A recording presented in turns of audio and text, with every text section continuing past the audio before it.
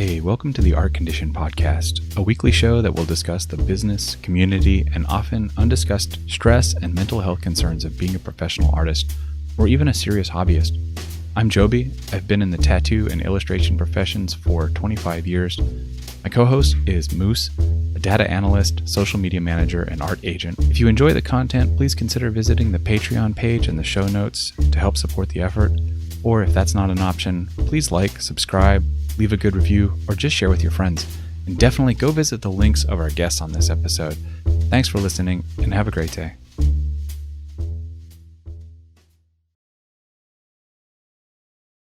This week we are talking to Skooba Steve Myers. Scuba has built a career from scratch in the world of indie comics, relying entirely on freelance work.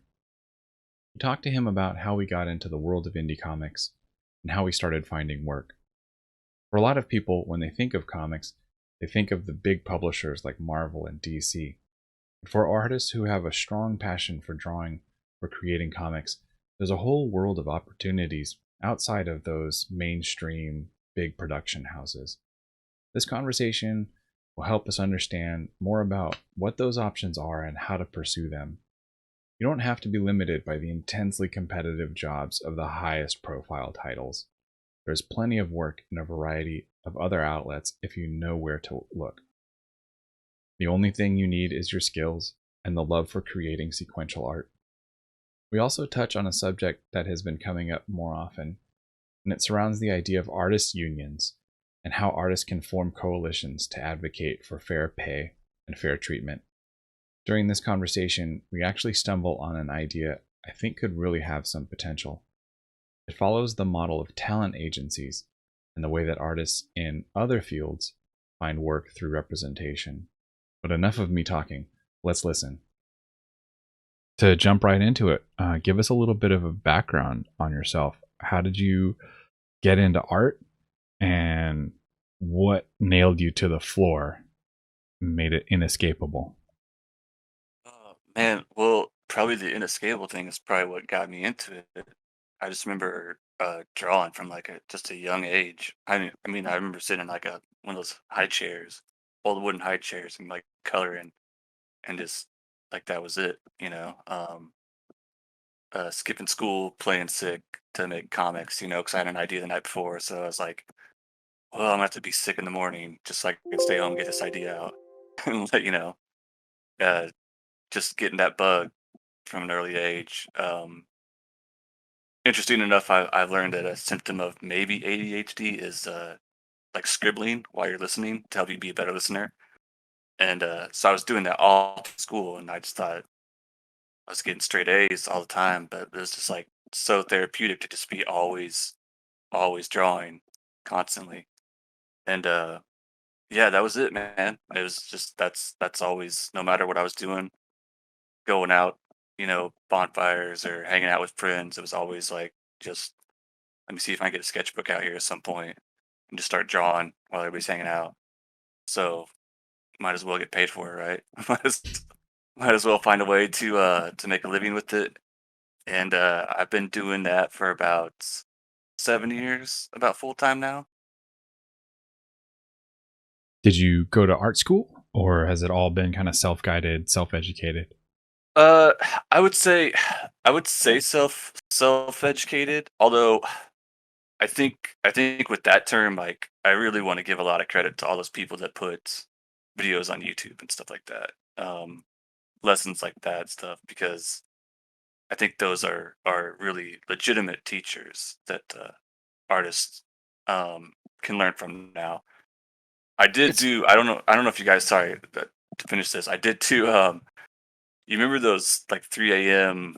Videos at the Art Institute where the dude was like drawing the turtle and the pirates, and you had to send in the mail. Oh, yeah. Yeah, I Yeah, did actually try to do that, and yeah, I did yeah, too. I wouldn't even do that in education though.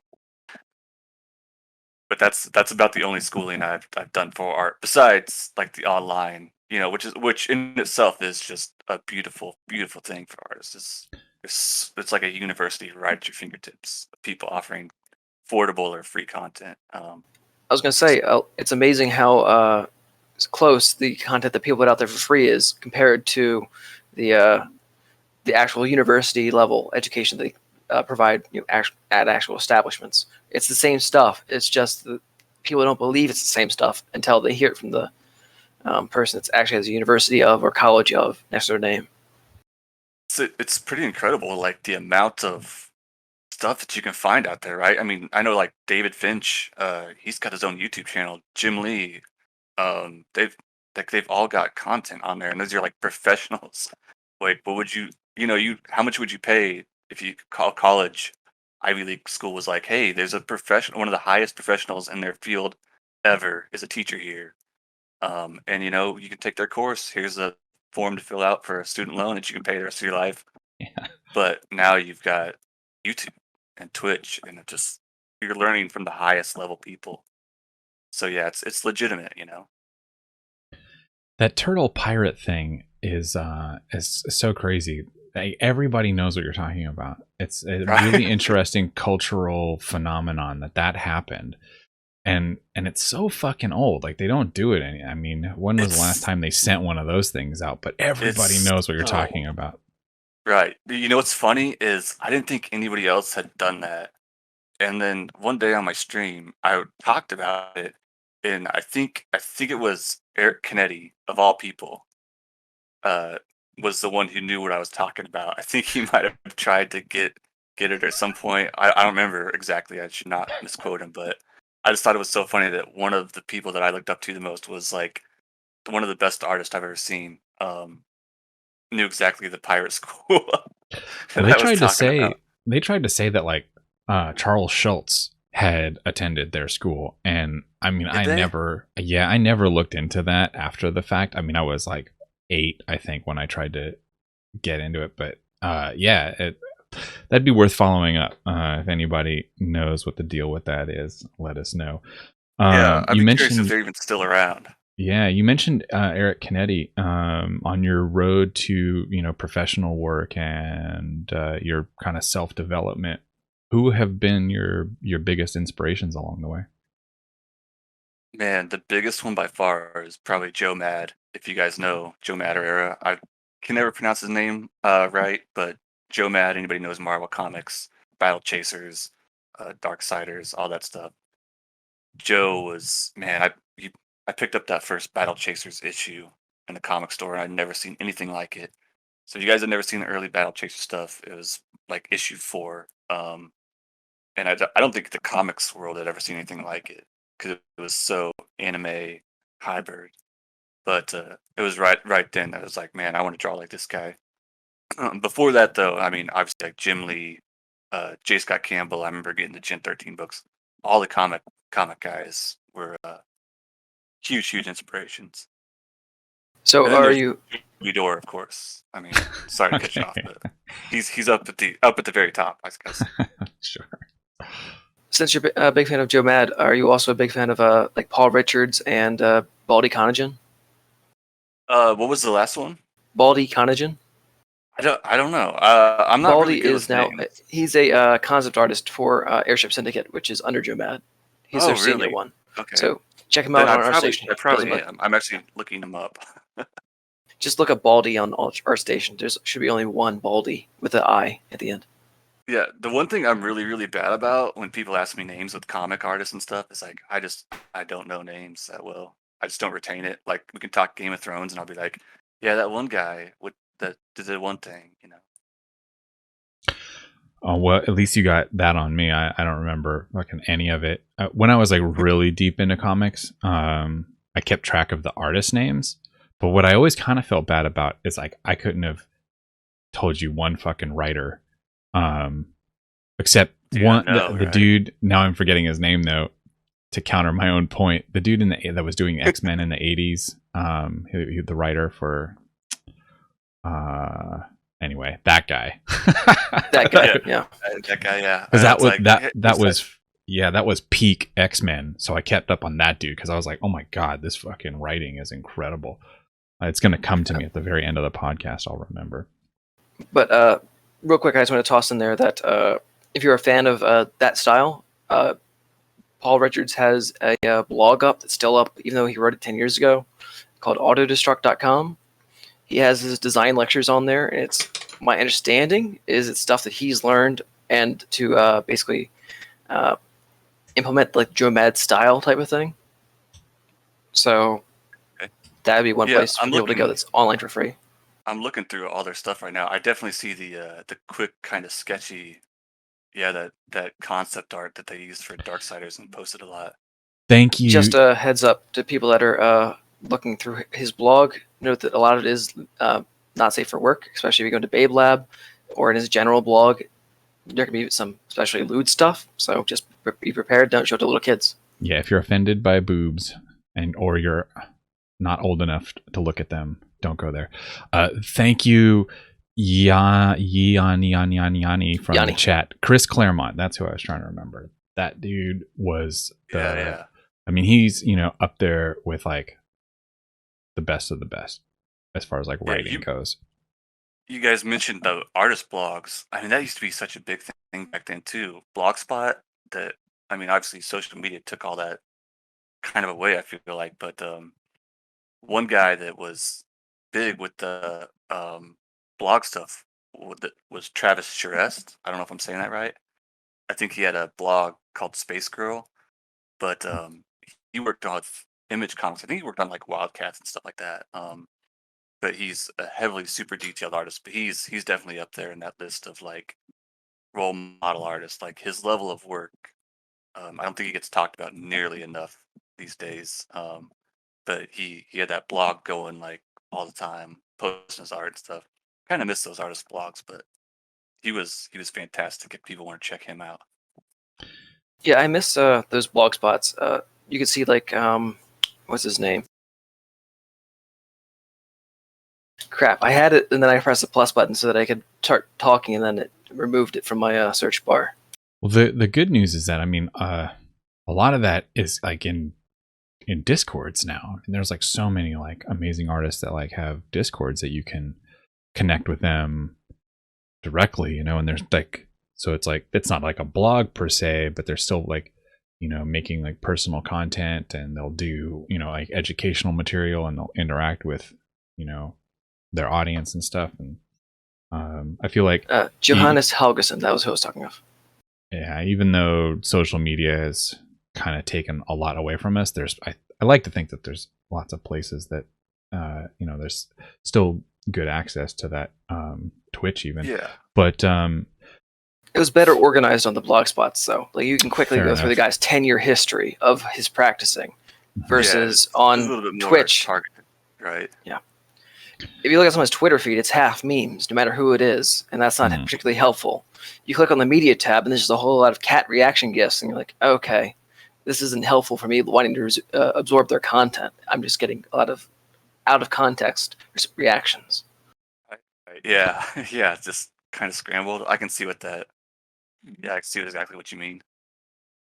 So, what was your first professional work? Like when you like decided to make that your long-term goal? What was it that you first started doing when that started coming your way? So there was a mini series I did. I penciled traditionally. It was called Battle for Azelberg, and that was right out of dude just found me on Facebook, hit me up, said he liked my art, so we did that mini series. As soon as he contacted me, I think I was working 2 jobs at the time, so I quit one of them right away, like that night, and I had to stay on the other one just to make ends meet. But just kind of like first chance you get to go, you just got to go, got to jump. So that was the first one I got onto. How'd it go? It was a lot of fun, man. Dion, the writer, it was kind of like a Little Red Riding Hood.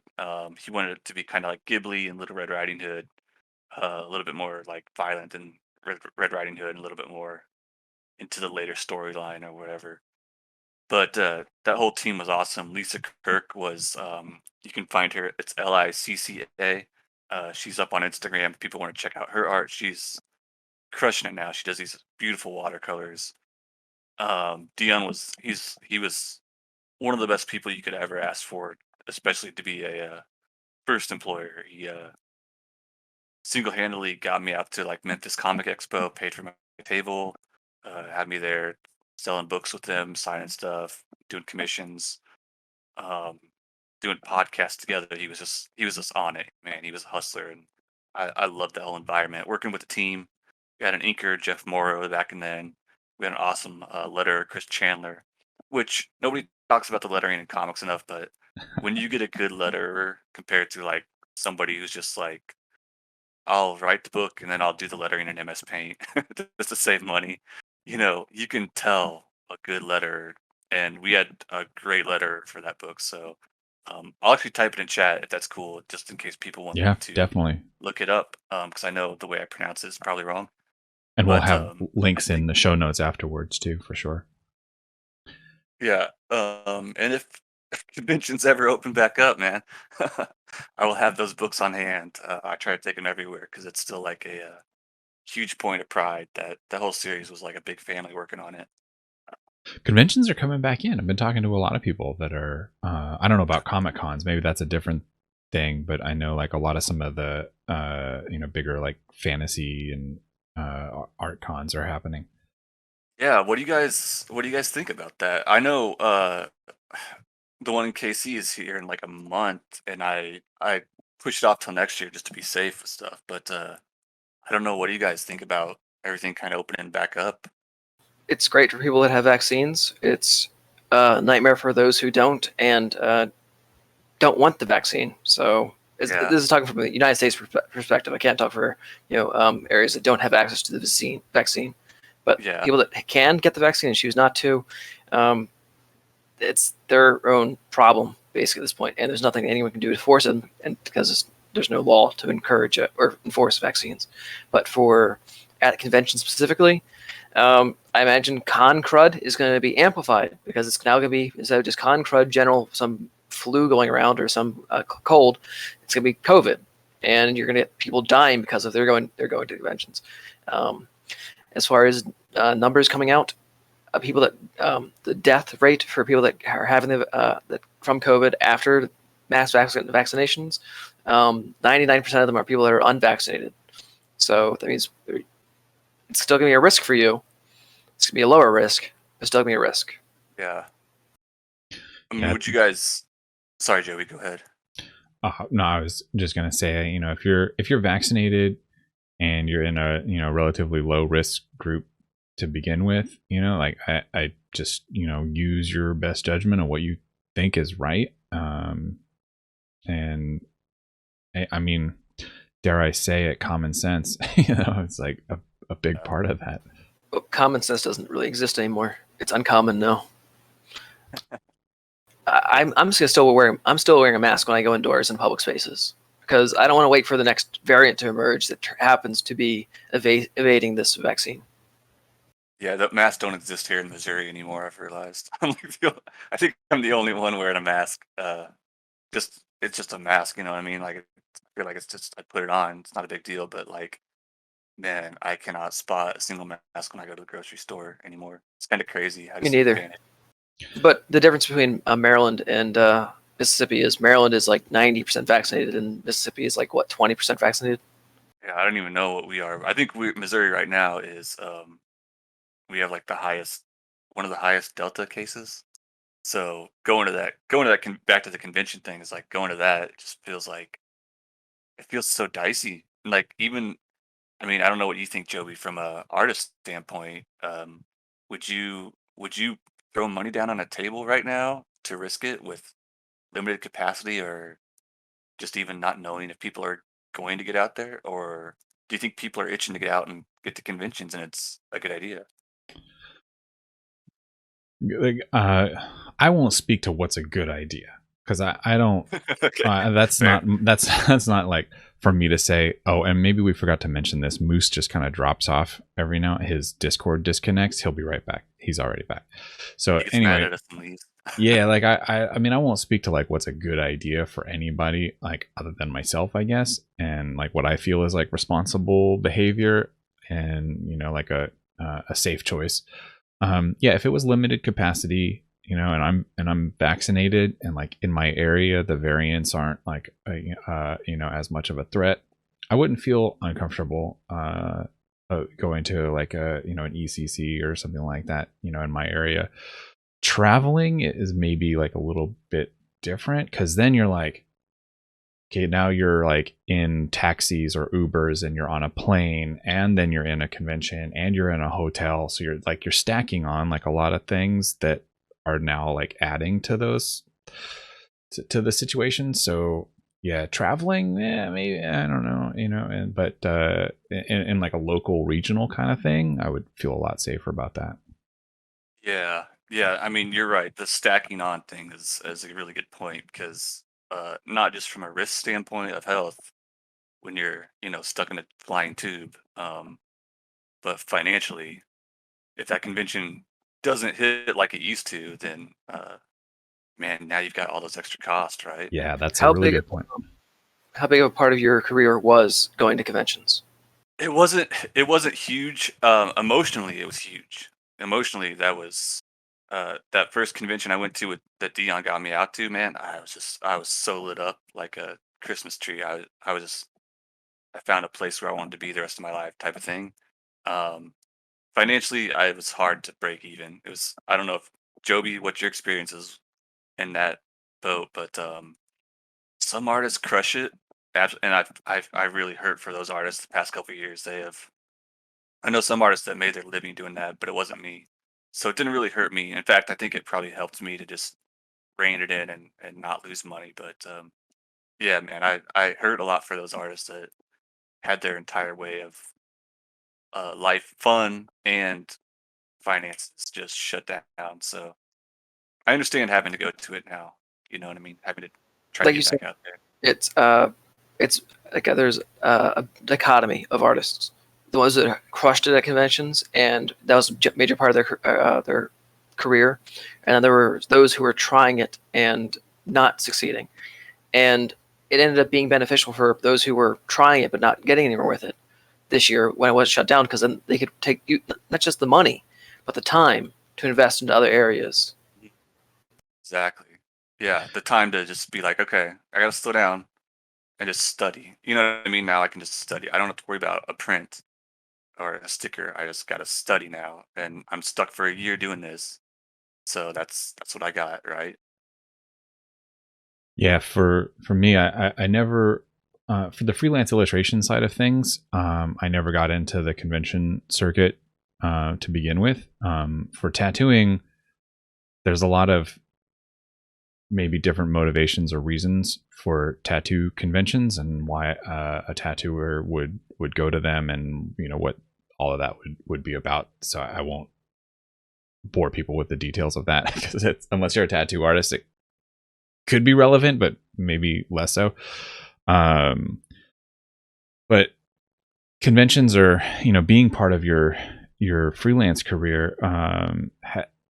Has was from the beginning, was freelance like kind of like always the plan, or have you had ideas about working in a more like permanent studio environment, or like where do you kind of land on the tension between those two options?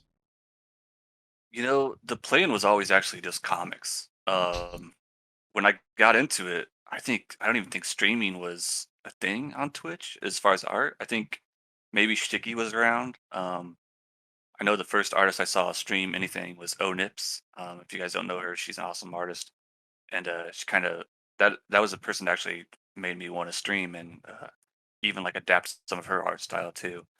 But it was always just doing comics. I don't think I even knew or had an idea about conventions and how much fun they were and like any of that.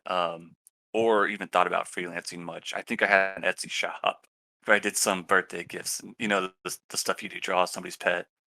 Uh, but it's always been wanting to be a creator of my own stuff, or if somebody else is writing it, I guess having the man, it sounds so egotistical, but having the credit that if you succeed or you fail on this, it's your name up there. They know it's you, and they know it's the art that you did, all of it, right? So I think that's working in a studio. I've never tried that. I don't know if I would like that or not, but I feel like sometimes I feel like that would throw me back into that work or school environment where you're just kind of buried beneath, buried in a group, and maybe you're lifting everybody up and you're working harder and everybody's getting the credit, that nightmare from school. Or everybody's just as good, and they're pushing you to be even better, and you're learning so much, and maybe it'd be awesome. But I think for me it's always just been wanting to be at the forefront of something, just kind of solo, whatever it is, comics or learning game design or whatever. It's kind of working solo has been the ultimate comfort spot. I don't want to try to say this to feel like I'm urging you to work in a studio environment if that's not what you're looking for. I just want to say a lot of things that I actively did not want to do because I felt like it was going to be more work or a bad situation ended up in the long run being something that I loved the most after I tried it. Really?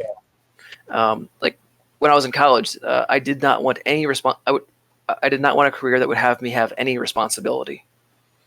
And now that I'm out of college, I keep trying projects that give me tons of responsibility, whether it's starting a new group that helps artists or whatever, or uh, creating projects that are actually putting artists to work, whatever it is. I'm actually finding that when I'm in charge and in control of things, I am enjoying it more. And that may not be directly applicable to going to a studio, but the general theme of the thing that you might not want to do right now may end up being the thing that you want to do later is just something to keep in mind. That's really interesting that you made that transition. Like, what do you just think you were afraid of it, and then once you got into it, it just clicked, or what? Like, I wanted to be lazy. I wanted to just do the. I didn't want to have to think about things. I just wanted to do and then move on and have a good work-life balance. Just work 9 to 5 and then go home and then be able to do anything else with my time. But and that's kind of how my job is now. It's very much I'm given a set of activities to do, and then I do them. Not a whole lot of room to venture out in my own path. But when it comes to my free time, I'm craving responsibility. I'm craving adventure, basically. that's super super interesting to hear about, man.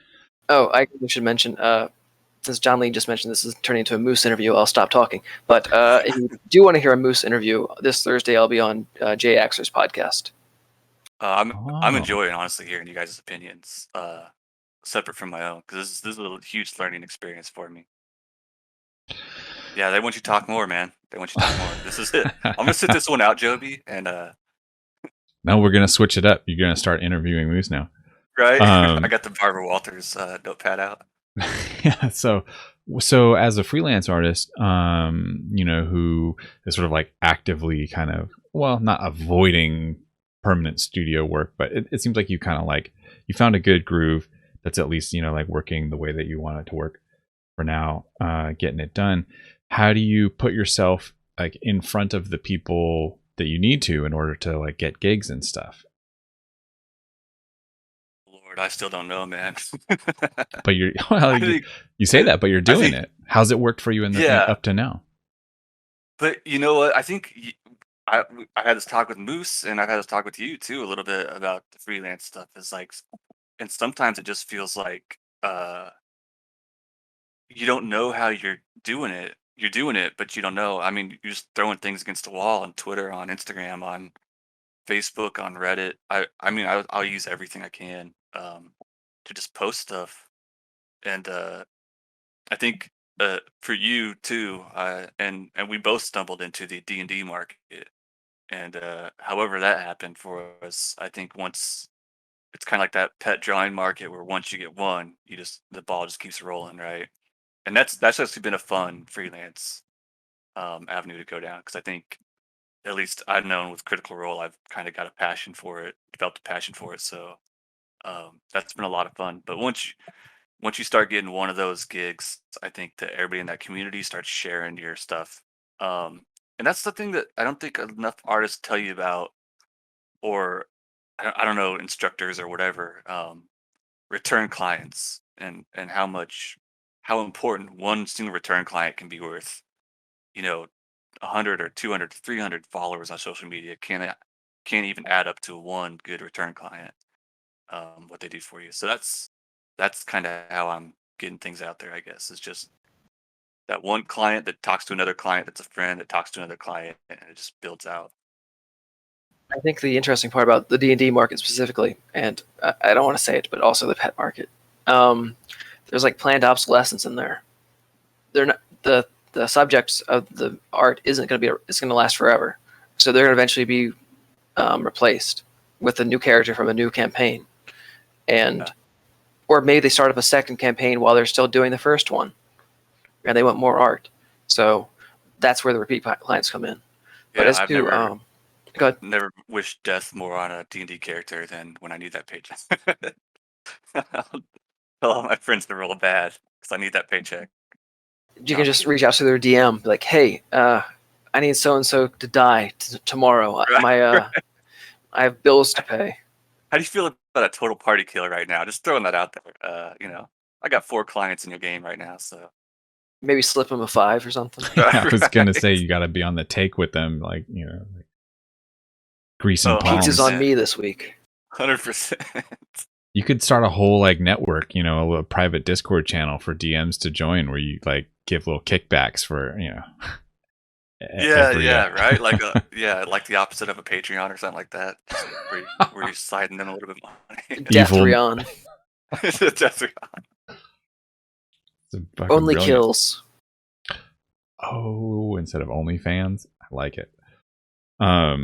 So in this space of doing comics specifically, more outside of the the individual freelance commission work,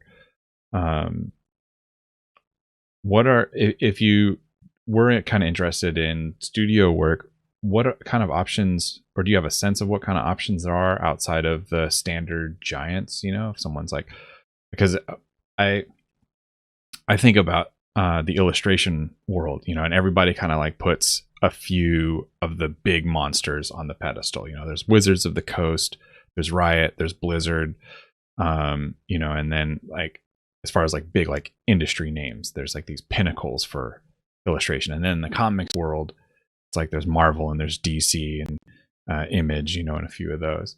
But then like for illustration underneath that, there's like plenty of other places that you can be perfectly happy and make decent money working that doesn't have to be Wizards of the Coast or whatever.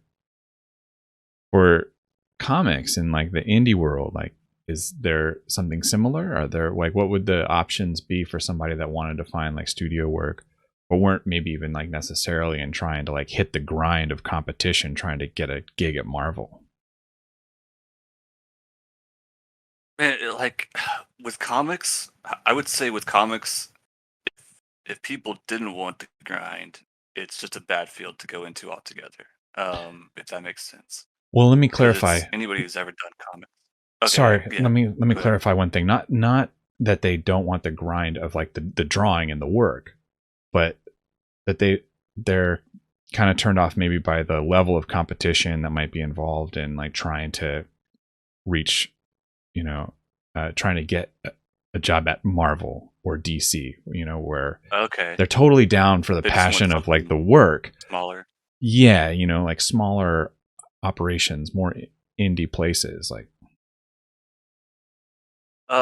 Yeah, I think there's actually plenty of those. That there's a lot of places like I think like Image Comics, where you have your product already and you submit it and see what they think. You get 2 or 3 issues done and you submit it. Uh, the interesting thing now is more than working with studios, which I think a lot of those publishers like that, it won't feel like working in a studio like a game studio because I think with comics it's really unique in that it's usually 2 3 people working at home versus like going into Bungie or something like that. And you're working with a team, or I don't know what it's like to work with Wizards of the Coast and stuff like that. Um, but I think like Webtoons and webcomics and some of those I kind of look at as studios now, especially like Webtoons, because you can kind of do it on your terms, but they will, if you're good enough, they will push you out there. But I don't feel like you have the pressure of like drawing Spider-Man. You know what I mean? Like all those people, all the great Spider-Man artists before you, and you got to be better than them. You're able to just put your stuff out there and kind of like grow into it. I think webtoons are really webcomics in general are really an underrated, or they're just not taken seriously as their market should dictate them to be taken. Like that's to me that's a studio. Webtoons is a studio, and it's easy to get. It's easier to get into, and you're as good as your audience pushes you up to be. You know. Yeah, the Webtoons thing is interesting because I don't. I mean, I know of it. I'm hoping that you can shed some more light on like what the structure is like there. What is how does the business model work in terms of like if you're a comic creator, you're a writer, you're an artist, whatever, you have a small team, or are there already groups in place that kind of like, I don't know, how does it work? Like if is it strictly you're under your own Steam, like you create everything and then you put it up on Webtoons, or is there already like a pre-existing environment that as an artist you can step into, and then like work that's already being done there they'll hire you on? Like what's the sort of like range of options there? Yeah, so with webtoons, unlike say Marvel, right, that would have an idea and come to get you, and they would find you a writer, and they would find you an inker or whatever, you know. Webtoons is just pretty much hosting it, right? So I think that's what would when we talked about taking that pressure off or whatever. It's like I know with my writer, he submits to Webtoons. We've already done all the art and all the work for it. Which speaking of studios, I didn't even mention the studio that I kind of worked for is In Beyond Studios, and they have a great deal work out with artists. They are heavily for the artist. I know Spinwiz Comics is another one that's starting up. I think a lot of people know Spinwiz on Twitch. But with Webtoons, it's kind of in the same format. They're putting stuff online. You're submitting it to it, and usually they'll use their social media to promote you if your book is getting that sort of that first level of attention, right? Um, but other than that, you've got an entire website that people can find your stuff by algorithm. So it's kind of like if Instagram was working for you instead of against you, right? You know, if it was like, hey, you like this stuff, you might like Joby's stuff. Check him out over here. But as far as putting a team together, usually that's just finding a writer. If you're an artist, if you can't write your own stuff, go on Reddit, go on Facebook, and usually the writer will find you. Usually they will pay out of their pockets. Some people offer back end deals. I think we probably all have our opinions on avoiding back end deals. But like for me, I get paid out of pocket by CJ, like I got paid out of pocket from Dion, which just shows you how bad those guys want it because they're working extra hours to pay a team.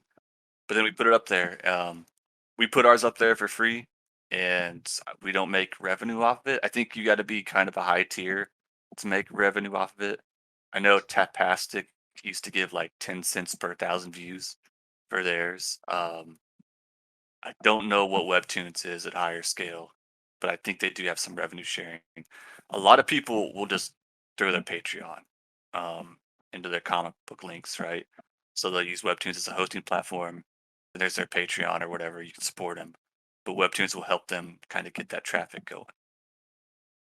What is the revenue structure like for Webtoons? I mean, is it just like advertising? Like, are they getting money from? I think Yeah, I think they used to do like a YouTube deal. I could be wrong on this. Somebody else might know way better than I do. But I think what I had been told, because we don't make anything off ours right now. I don't think we're higher tier enough or get enough views or whatever it is. But or maybe CJ opted. Like I let him, since he's paid me, I let him take all the profits that he can to recoup that.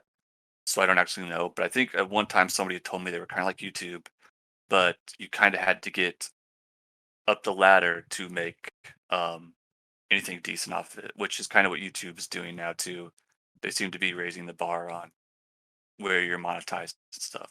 I think so. Somebody could correct me if I'm wrong on that, but I think that's the way it's going now still.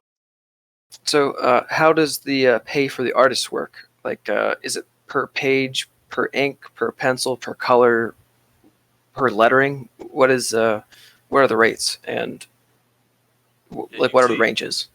Usually, it would be per page. I think some people will want to pay per issue, but I would always, if you're a comic artist or letterer or inker, divide that per page. Whatever somebody says they want to pay you. Low end on indie comic art should probably be about 50 bucks a page, all the way up to maybe 100, 120. I think with like Marvel and some of the big boys, they get into a couple hundred.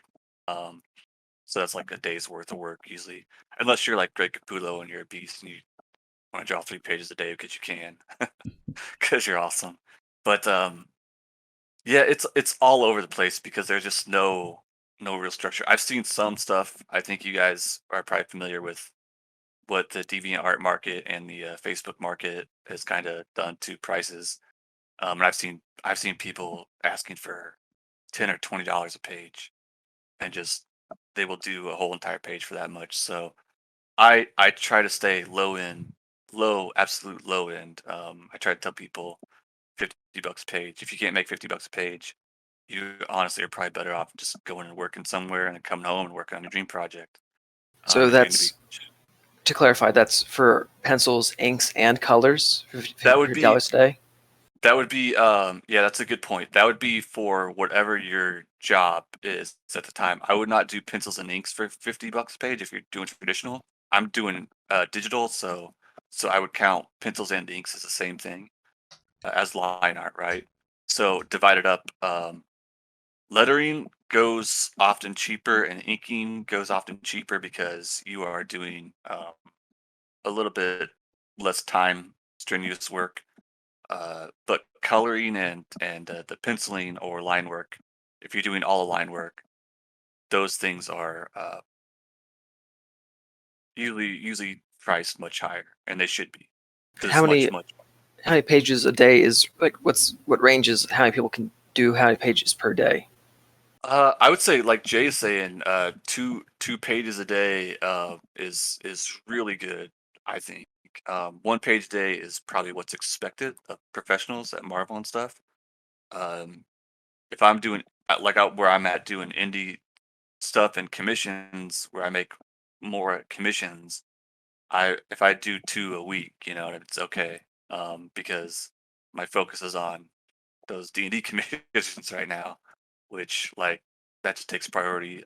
So if you got that stuff going on, most likely you do. If you're doing any books, don't pressure yourself to knock out a page a day unless that rate wants to go up to 100, 200 bucks a day or a page, then prioritize it. But I think a page a day for a professional is about right. I think I rambled there, but I hope I answered that. This sounds like a great way to destroy your wrist. Yeah. You know what? That's actually a good point. That I would tell. I used to tell people this all the time on stream because they would see me drawing with both hands.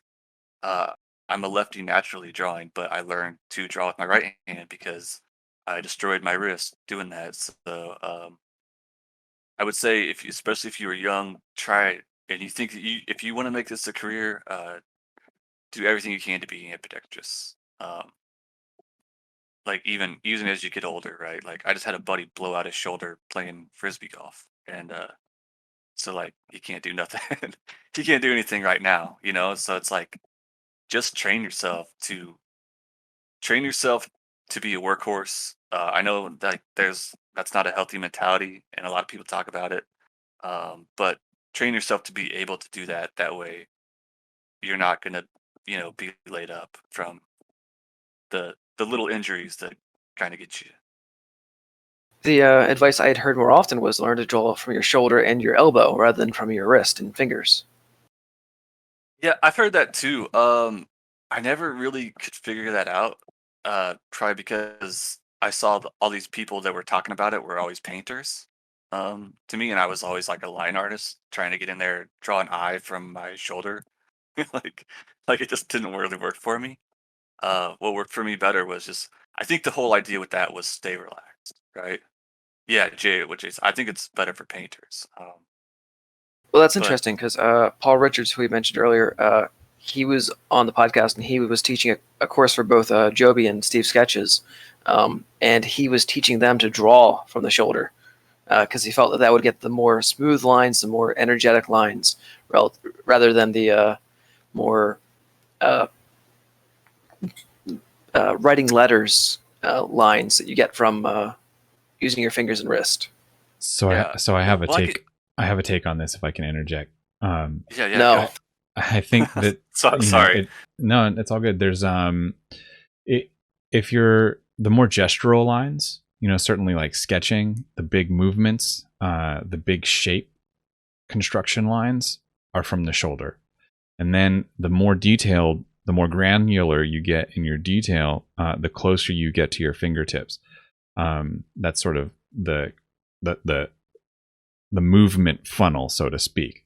Big movements up from the shoulder, finer and finer details get closer and closer from the elbow, the wrist, and then into the fingers if you're working on something really noodly detail. The good news, though, is that how often are you really in those little noodly details? And probably you can train yourself to be elbow and wrist. And when I say wrist, I don't mean like that carpal tunnel creating little like nibbling movement. It's a wrist that's working with your elbow. That's kind of what I try and get myself to think of. What, to your point of staying relaxed and staying loose, is very helpful in that. If you're tense and you've got the death grip on your pencil or your stylus, it's very hard to do this. But if you can stay relaxed, even when you're like in smaller wrist reliant details, you can still get like you're getting the rest of your arm, and certainly your body and your core, is taking on a lot of the center of gravity, so you're still maintaining a good balance and using a balance of muscles, I guess, is the thing that I'm trying to get at. You mentioned that it might not be like a healthy mentality, but I would reinforce what you say, to highlight that there's I think that there's a healthy way to work hard that doesn't require you to become overworked. Like it's physical training, things that you do for your body outside of the actual work that you're doing, to keep yourself strong, keep yourself fit, stretched out, all that kind of stuff. So you can work long hours and work really hard, without becoming overworked and getting injured and stuff like that. Yeah, and a couple things to what you're saying actually was well, first, a little tricks you can learn with the grip stuff, right? Is if you're working on a tablet, one thing that obviously helped me was if you have I'm forgetting what the term is, but it's like the line correction stuff. Like CSP has it really good, where it'll kind of help correct your lines. I know Procreate has that in there too, so you're not like jamming into canvas trying to make a smooth curve and stressing out over it. Line stabilization, that's it. Trying to use those has helped. Also, getting a grip, a good like rubber grip. Like if you're using an Apple Pencil, that's feels like you're holding on to like a bar of soap. Sometimes it's constantly gonna flip out. Get one of those grips that we all had in like kindergarten and second grade. The fatter the grip. If you anybody who's ever weightlifted, if you want to get your grip and your strength up, you will wrap a towel around your chin up bar or your deadlift bar or whatever. And the fatter your grip is, um, it kind of teaches you to use the rest of your body more instead of death gripping it, like you're saying. So those things. Also, I noticed like I heard this about comic artists a long time ago that their faces were at the end of the day from making expressions of their characters. And I noticed that I clench my jaw so much through the course of a drawing that just pause every once in a while and just be like, "Is my jaw clenched through the roof right now?" Mhm. You'll find it most of the day. It probably is, and you don't even notice it. And that muscle in your neck is going down to your wrist. I think that carpal tunnel muscle runs all the way through to your neck. Um, somebody would probably correct me if I'm wrong on that, but I know somebody who had it and their doctor was telling them to stretch their neck as part of their carpal tunnel treatment. So just that stuff, like Joby's saying, if you're gonna work your butt off and be a workhorse, which I'm actually a huge believer in doing that. Find yourself doing it for the right reasons, but just take the 10 minutes every once in a while to keep shop, clean. Yeah, posture is a huge part of that. What you were talking about with the neck muscles, and before staying relaxed, training yourself to rely on your core for that center of gravity instead of the hunch and the Quasimodo fucking the hunch and the scrunch, where like this is your Right. pose for like drawing, like that's gonna fuck you up if you can You keep know, yourself. every 80-year-old artist, when you see them, you're like, yeah, you were an artist or you worked at like a newspaper or something, right? Yeah, like the monks in a monastery, like trying to read Right, at yeah. candlelight or Yeah, whatever. Like everybody's all hunchback. exactly. But shout out Regan Lodge, who works on a fucking awesome self-published comic. Awesome. That Yeah, Wyatt. artwork is amazing. Yeah, one Every thing time that I I could read my read it. for sure. One thing I picked up from him is, well, you were mentioning like the big grip on the stylus, but he has an interesting thing. This might not work for everybody style wise, I guess. But he has his, he uses CSP and he has his brush setting so that he actually has like one of like this massive diameter brush size. But if he can keep his stroke light, if he can stay light-handed with his strokes, he can make very fine thin lines, and that has trained him to stay loose and stay relaxed because he can't clench and like do like, because then he can't get like the light lines with the big diameter brush setting. Does that make sense? Yes, actually, that makes total sense, and I do the same thing. I heard that off of YouTube somewhere that set up your brush as big as possible and your pressure as low as possible. But the reason I heard it was just so you could go in and it was kind of more of a concept art where you could get into these characters or block them out with inks really fast, right? You could basically just put a bunch of ink down with the same brush size that you're doing your line work with. But I think you're right, absolutely right. That actually trains you to stay light, stay small, or else you're going to screw up your drawing, and it's going to be visible right there. You're literally getting visible feedback to, are you doing this right or not? Yeah. So, but coming back to, the professional world of comics, in the lead up and thinking up questions, I had made a note. We've already kind of touched on that. Comics are not always known for, being the best pay in the world, and how freelancing in that world kind of presents its own challenge. It's interesting to me though that the situation where someone is making money on comics because comics are still around, people are still reading them, they're hugely popular, perhaps more now than ever. So that it's a good business model for somebody. I just like wonder why it is that the artists, like, why are the margins so bad for artists? Do you have any thoughts on that? Man, I I feel like that goes to any type of employment, right? Especially where there's no. I think some of us as artists, like we've kind of joked about this idea that like there almost needs to be a union for artists. But I don't know how you would do it, but it's just if you look throughout any of the art, I don't know, jobs, right? Freelance stuff, whatever. There's that top tier that really makes it. Um and then there's like the middle, that kind of like that middle to low ground. It's like kind of bunched in together that they want to do this so bad. And I think when you have a passion to do something, like a burning passion, like this is, I don't want to do anything else. I'm doing this every single day, and it's what I want to do. Right? People will find some way to take advantage of that somehow. Not that everybody in comics does that, I, but there's going to be more opportunity for that. Somebody to be like, you like doing this, so you're enjoying it, so it's not a real job. So I'm not going to pay you as much, you know? And I know that I can get away with that because you're still going to do this because it's what you want to do rather than go to down the street and like, I worked at Sonic. I don't know if you guys know what that is, but it's a fast food restaurant. I did that for 16 years, right? Trying to get into comics, and I don't want to go back to that, right? Like, so I would take less money and be more hungry and struggle more to still be doing art because you feel like every day you get better, you're closer to that dream project or dream pay rate or whatever. And I think people will take advantage of that. There's that whole idea even on social media that it's cartoons or it's art.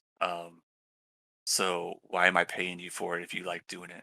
Type of thing. I think that's You're right. There's a ton of money in comics right now. Somebody's making it. I think that it's probably if we looked at it, it's probably an example of like the top 20% making the most money.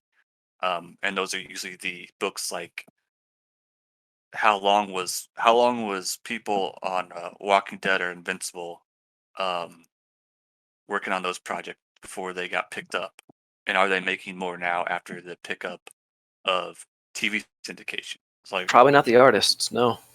yeah, and I mean, well, Otley's working for he went from Invincible to Marvel, so now I think he's probably doing okay. But here's another way that those guys make money with those conventions we talked about is, man, if you guys are working traditionally, save your traditional pages.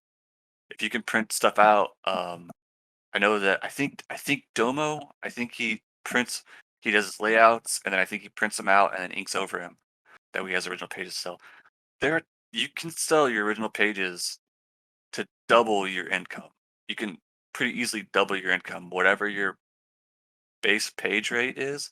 At a convention, you can sell an original work, especially the more popular you get.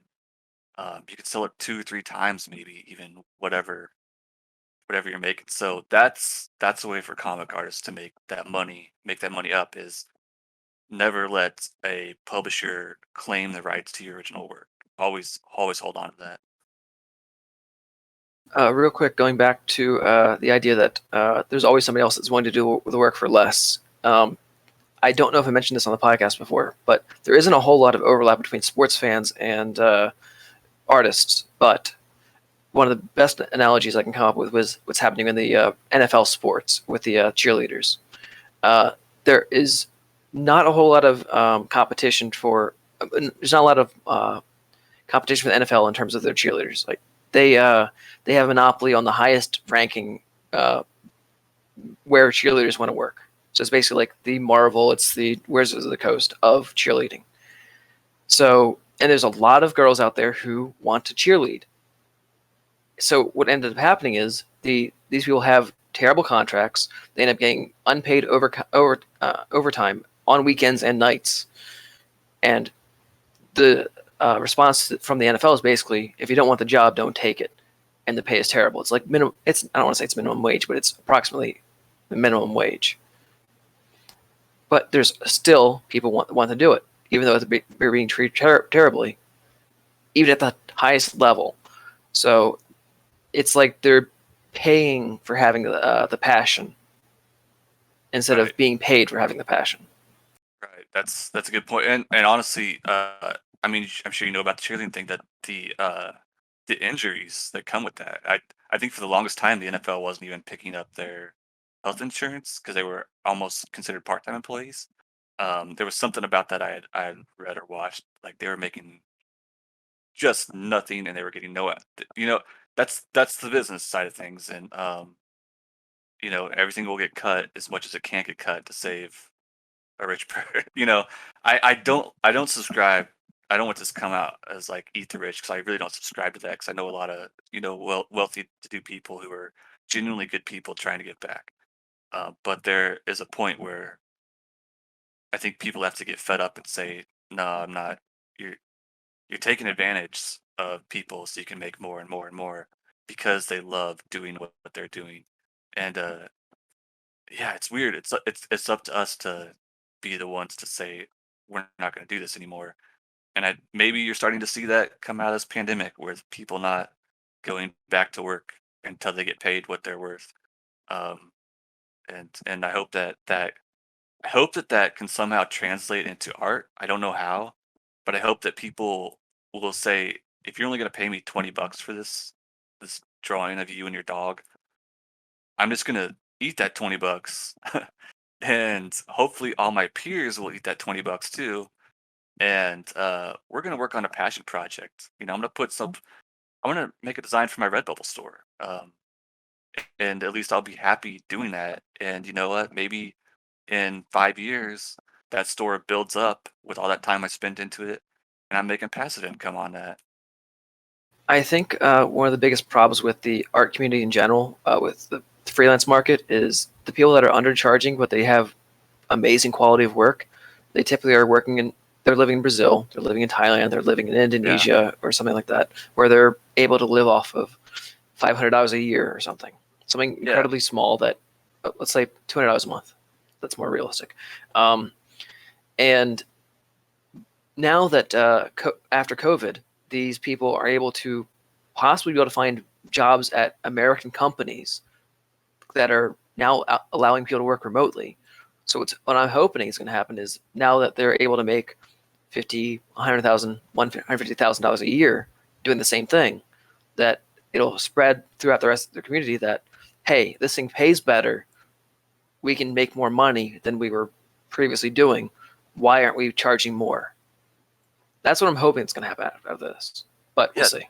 That would be, I mean, that would be amazing. And that's why I think that when top tier artists raise their prices, it's kind of like it raises the tide for everybody, right? So I know I struggled. I don't know how you did, Joby, but like, I struggled with my self-worth raising prices. I think a lot of artists do this too.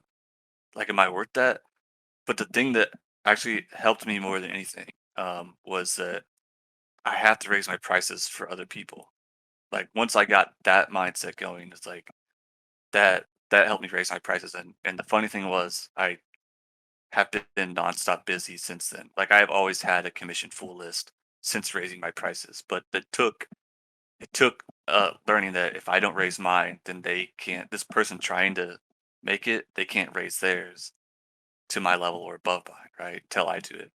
So we all do it, then it goes up, and then that's a new standard. But if we're all kind of undercutting each other, fighting for scraps, it just, the big winner is that company that's doesn't have to shell out anything for an artist to work 40 hours on a piece, pay them $200 for it. Yeah, the thing that confuses me about like the art world, this is kind of going back to the unionization thing. I mean, you have like a steelworkers union, and that makes sense, but then like it doesn't, I don't want to say sink in, because I don't want to imply that people don't know what's best for them or that they're stupid. But with art, and since we've been talking about comics, making it specifically about comics, I mean, like, the art is the thing. Like, that's Yeah. like, all of the people that are actually like doing the actual work to create the comic book, like, it doesn't exist without that. And that seems so self-evident that it just seems like a place that would be right for some kind of like organization. Like at the end of the day, like, Marvel is like making copies and sending them around the world, but it has to come from somewhere. So the unionization thing with artists is we on a recent episode we talked to Flo Young. She works in the concept art world, and she brought this idea up of a union. The counterpoint to all of this, like, as I'm speaking, I'm thinking of this idea of the global market too, which that kind of adds its own complexity to it, because it's not just you and your region. Like, steel workers, they work at like a place, there's like the place where the steel gets made. But in something like the art world, where people can be working wherever, and making it happen, that is like a little bit harder to think about. Like, how would you get, people that live in Brazil to be in the same union as somebody that lives in, Minneapolis or whatever? Yeah, yeah. I think what you would have to do though is less of a union and more of like I don't even know, a talent agency. I don't know if that would. I mean, that's still somebody taking money off top, but artists, we're traditionally not. We're not business people. We're not hagglers, you know. I think more and more artists are learning that they have to learn that stuff. But like the to me, the easiest point A to point B is that you have somebody who's well versed in that, hopefully ethical, um, but they run a talent agency, and you start seeing these talent agencies of just here's my artist, here's my 10 artists. Um, they're all different styles, and I'll go out and I'll just start pitching their portfolios to different studios looking for jobs. But I will handle negotiations and rates based on what I've talked to them about, and I know their needs are, and I know what they want. And because I went to school for business, I can negotiate this like any NFL agent would. I'll get my guy the highest pay. And then if you see those be successful, those become like these mini unions, I guess, right? Somebody says like, you heard about Joey Dore's talent agency? It's all his artists are getting paid at the top of the industry, and they're getting these best jobs. So I want to go there and join that. And these are their rates, and they're transparent about their rates. And then another talent guy says, well, maybe I can do it better. So he opens it up, and now you've got the competition, but now you've got businessmen and women at the forefront of those things, uh, brokering the deals, and the artists are just worried about doing the work, but they're also getting what they're worth because somebody else is saying, these are what my guys and girls are worth, and you're going to pay them what they're worth. And Yeah. I yeah, I don't think know. that it's really difficult for an artist. Well, in many cases, it's difficult for artists to be their own champion, especially when it comes to pricing, because not only are they going to say things like to themselves, like, "Oh, I'm not as good as the people that are also hiring." They'll also say things like to themselves, like, "I'm not going. I don't want to give them too high of a price." Then they might say no. And if you talk to any businessman, they will toss that idea out immediately. They'll say, no, start with a higher price and then negotiate down. So I don't know if artists are the best people to be in control of their own financial negotiations, which is why studios, like we've had Forrest Emmel on, he was with Wild Blue, and he didn't have to deal with his own negotiations there, but he did learn about the pricing structures of things. And now that he's freelance, he has that new information to back up his freelance career. But before then, he did not have that. I don't want to put words into his mouth, but my understanding is that he wouldn't have had as strong of a foundation as he does now. Yeah, that's probably a good point. We kind of lack the willpower sometimes to put our foot down. Where business people, they have been trained to be cutthroat, and I'm gonna get what I'm gonna get, and there's no settling for this. So yeah, I don't know. Maybe having those people to train us, to teach us, or to just lead us or find us the jobs, and here's your 10% or whatever, because you This made is me 40% extra. this is actually kind of brilliant. I'm kind of loving this idea of the talent agency. You just like that I put Joby Dore Talent Agency, don't you? That's that's what sold it, wasn't it? That Is your name? real, I was like, I was on the fence, and then all you have to do is just say my name. I'll only have to Yeah. hear my name spoken out loud by another person, and I'm just Right. like, Such a diva. fucking brilliant idea, brilliant. Joby Dore Coffee Shop? Okay, let's do that too. Joby Dore selling monkeys to people on Mars? Yeah, it's fucking great. Yeah. So That's the Space Monkey Mafia. Yeah, we heard about it. We didn't start the fire, right? so it's putting all right. So I want to nuzzle up to this idea some more though. My name aside, I want to start putting this out into the universe, into the like collective consciousness. talent agencies, because there's things that are sort of like adjacent to that concept already. If people will forgive me for, well, this is more Moose's horn, but Moose was sort of at the forefront of leading that charge for creating the fantasy, the freelance fantasy illustration Reddit group. Yeah. So there are like, and then what he was saying about Forest, like Wild Blue there's a name for like the type of studio that Wild Blue is. It's like they're like the type, like where they're outsourcing. They're like an outsourcing studio, and that's kind of similar, where you're like, you're part of a studio, but also it's not like this studio is making this game. Like this studio is taking in jobs from a whole variety of sources. So it's kind of like a talent agency, but I don't know, this like that concept is really intriguing. The thing that I think could be brought in to like the models that are already existing is like more outreach, like more kind of what's the word that I'm looking for? Proactive effort, on the part of people putting together these groups to find artists to be part of it. Social media campaigns, God forgive me for saying influencers, like people that are down for the idea, willing to get on board, spreading the word of this like kind of fucking new idea, and then bringing on, to your point, Steve, of getting business people involved to do the heavy lifting of like all of that kind of crap that artists don't really want to concern themselves with. And yeah, there's your 10% or whatever.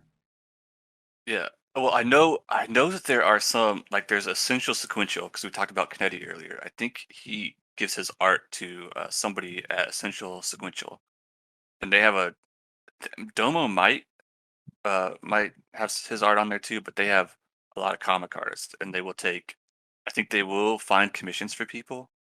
I think they have commission sign up list on their site. And I think they will take your original art to comic convention, which is another thing that I think, I had talked to somebody else on Twitch about this, about her doing that. I think she was willing to try it, but I think that was pre-COVID, and that shut all the ideas down. But it was like, it, here's your 10%, right, or whatever it is. Uh, Let me mail you all my original artwork that I think you can sell. In Beyond, actually, in Beyond, the studio that I did, that we worked on Zaidura Chronicles for, they actually did a thing where they would take all the artists that worked for them. They take their prints, and they had a table at Artist Alley in New York City Comic Con, other Comic Cons, and they would print out all the art and sell it, and then they would give you your cut. They would cover their table fees, um, and I don't even know if they made anything off the top, because I think one of the people in charge, he is an artist, so I think he was able to make his profits off selling his prints too there, and basically got the table right. But stuff like that, like Essential Sequential does stuff like that. I know I'm rambling a little bit off track, but I, there are those things that exist within the comic world, where they will take an artist's original art or a group of artists, and they will, that literally is their job, is a different convention every weekend, which is the best market. You can, if you probably, if you work on tattoo stuff, if you don't have a shop and you go to a tattoo convention, you're in that area where it's just people who are interested in what you want. We talked about the social media where you find memes and gifs. You skip all of that, and you're at a place where it's just people looking for what you're offering, right? So there's things like that happen too. Um, but yeah, I think a major online studio where somebody is like a proactive LinkedIn, your personal proactive LinkedIn or whatever, Totally, yeah. Behance, that's just I've shooting out like, hey, I'm looking for jobs every day, and then if I see a job and I know it's like Joby style, I know Joby's open for it, I will send that email and I'll say, I got an artist for you. This is their turnaround time. This is their rate. Um, hit me back up. We have this, track record because we're a established company or whatever, right? It's not just some guy on DeviantArt that may run off with your money. It's like an actual studio, and yeah, there's a lot of I feel like there's a lot of safety nets on both sides of that something like that happening. I'm also thinking of places like Hire an Illustrator and stuff, but I don't know. You hear mixed They've reviews also about. changed. They're not hiring an illustrator anymore. I just don't know what they are anymore. Oh, okay. Well, we'll look into that. I hear mixed reviews about them in terms of like how much work they're actually doing, but I don't know. It seems like there's got to be something there. Maybe there's like a good reason why you don't see more of it, other than Yeah, just like, I mean, it yeah, would that's be a true. lot of work. It would be a lot of work, for like the person that is going to be the face of that and making the effort to, like find the work for the artist. Like somebody's gonna want to really do that, or it's going to take like a really smart entrepreneur to put those two things together. The person that has like the marketing and the business savvy with all of the artists, a lot would have to come together at once. So as I'm thinking this idea out loud, I can see like why it doesn't happen more often, but also it's like, damn, that should happen more often. Like there's. Well, you know what? I think another thing too is probably that the studios, because you mentioned the studios earlier. I think the studios go out and they find their artist, right? So it's like if you have a group of people that don't know their self-worth to charge enough, and then you have a big studio say, "Hey, we like that," your eyes are just going to glaze over. You're like, Riot wants me to work for them. Um, that might be like, I have no need to find us. I have no need for this studio that goes finds me work because they're already coming to me, right? So yeah, I don't know what it is. I think maybe you're right on a lot of points that it would take so much work, and it would have to be probably a team of incredibly savvy people. You'd probably have to have some kind of investor, some kind of legal team, some kind of I don't know, 3 or 4 people that are just working to find uh leads, whatever it is, jobs for their artists. And then can you take enough off the top that the artist still gets paid handsomely and you're rewarded for your work, that you want to stick in the art industry versus being like a Hollywood talent agent, right? Or something like that. I think this is something that needs to be thought on, like in a private Discord or something, rather than just spoken aloud for the next hour, because this conversation could go on for days. Yeah.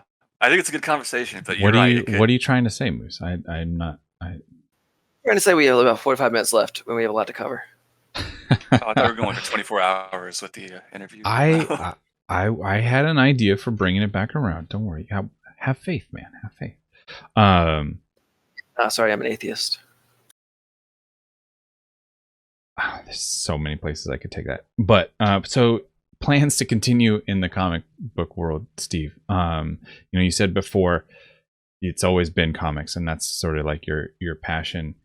So I assume that for the foreseeable future, that's what you want to be doing. Like, do you have dream jobs or projects? Like in 5 to 10 years, what's your your big aspirations?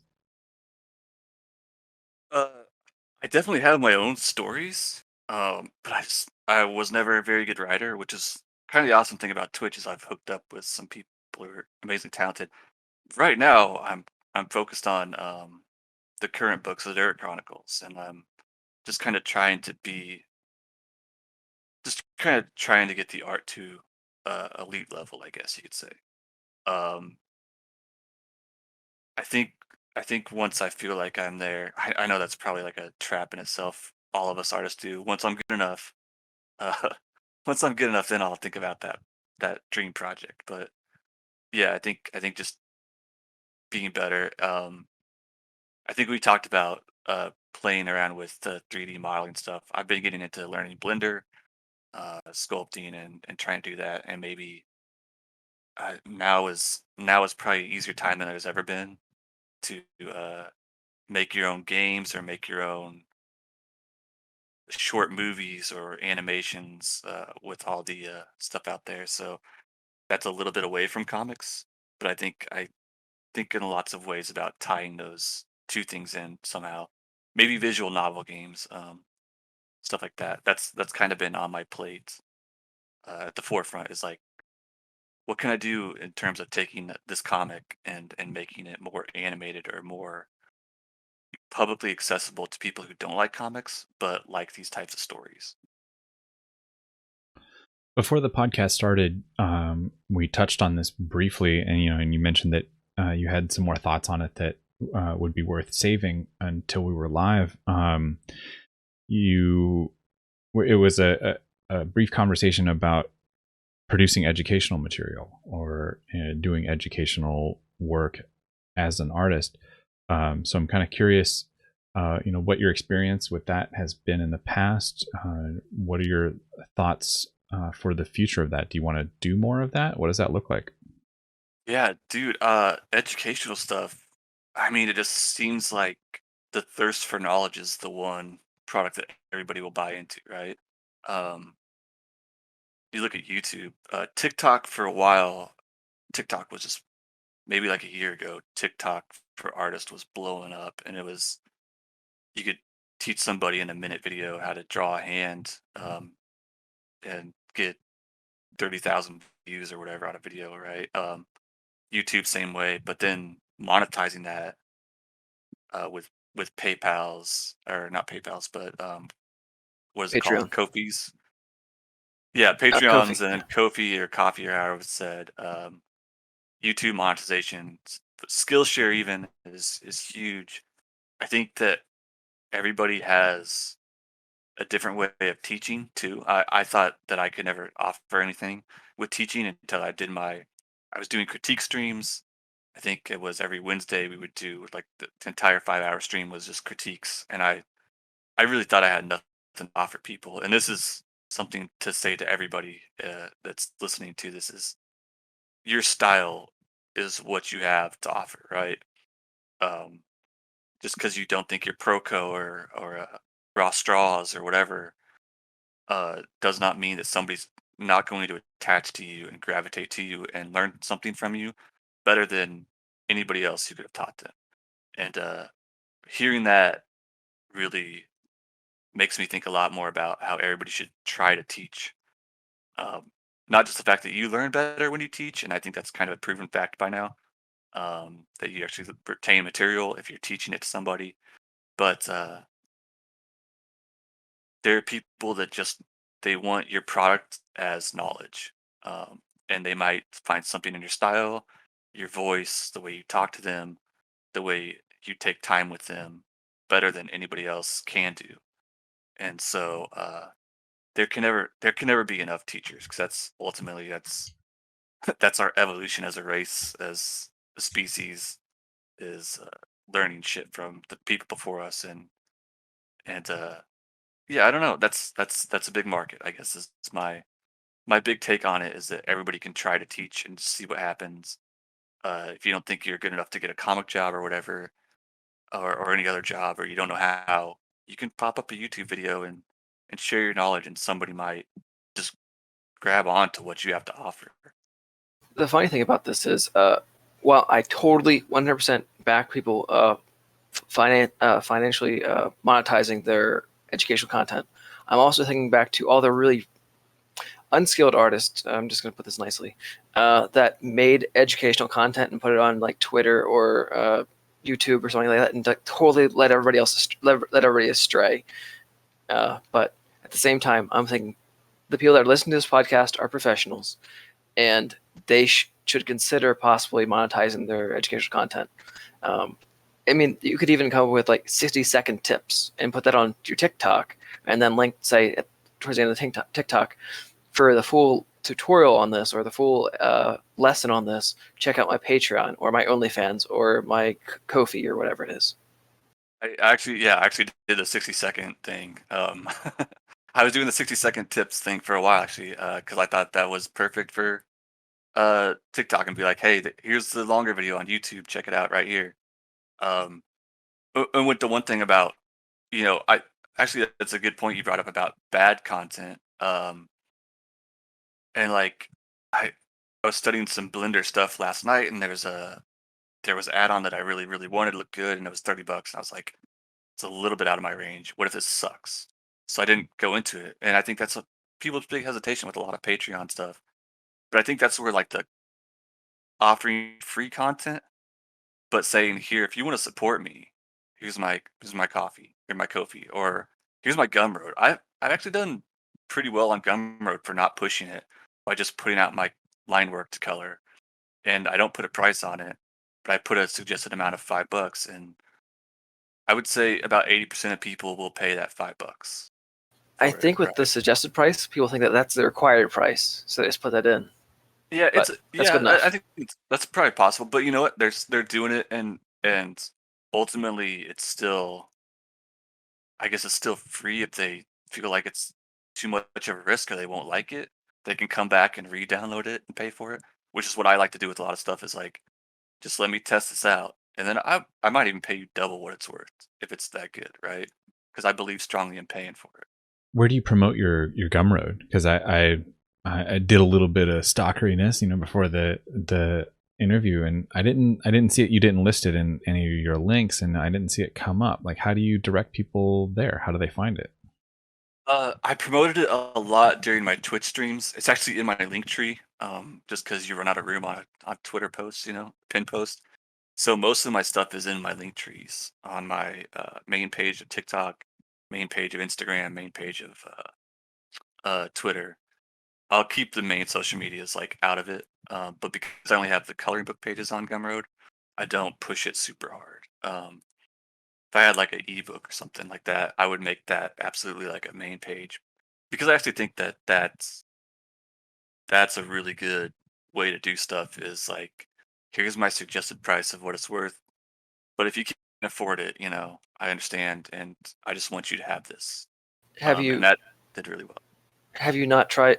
Have you tried to put together a physical comic book or a Kindle comic book? I mean, sorry, not comic book, coloring book. I have not. I have looked into printing prices, and it's always been a little bit like we talked about the convention thing because I've never crushed it at conventions. But if I thought I could crush it or I had a history of it, that's definitely something that I am looking into. I Is believe there is a Amazon version of this where they fulfill everything for you and they mail it Yeah, out through their there website. is a KDP. My Yeah. only issue with that was that I don't think I have enough original work, and I don't know how they treat fan art line work yet. I don't know. Like I've seen more of it on Gumroad and stuff and Etsy, but I don't know necessarily how Amazon treats it. So you're talking about TikTok, and I was peeking in on that. A little bit of an aside, I found 2 TikTok accounts for you. This is how Oh yeah, how creepy it got. And one Does was he have a like, dancing account and an art account? yeah. The no, one's just doing trendy dances and twerking. they were both art, but I was curious like why you abandoned one and started over.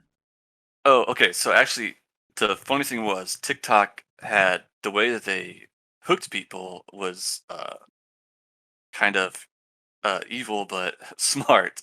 They had a history of when you're new to the platform, your stuff gets pushed out much farther and much faster, and then they will throttle it over time, which creates like a sort of a maybe I should post more, maybe I should get on here more. You keep trying to get that hit over and over again. So my way of testing it out, because my first account just started out good and then it just died. It just, I mean, it was getting nowhere. I was getting 2 views compared to like 300. Um, so I was like, well, I'm gonna start another account, test it out, and so I pretty much tested that theory, and it proved out to be true. I went back to my original account because I just wouldn't want to screw with 2 accounts. Once my second account started dying off again, I had more followers on the first account. That's when I found out some different ways to run TikTok at the time, which actually ended up getting me about 5,000 followers in a month. Um, and then they nuked that algorithm, and the whole entire art community that was doing so good over there just completely collapsed. Though it hasn't been the same in probably like 6 or 7 months. Long story short, that's why I had 2 accounts. Went back to the first one, did great. Again, did better than I could have possibly imagined. Then they changed stuff up again, and now it's trying to figure out how to get that ball rolling because that was so good. It was so much better than any social media. So the phone format videos, those work both on all on TikTok, YouTube Shorts, and Instagram Reels. Have you been cross-posting or just posting to TikTok by itself?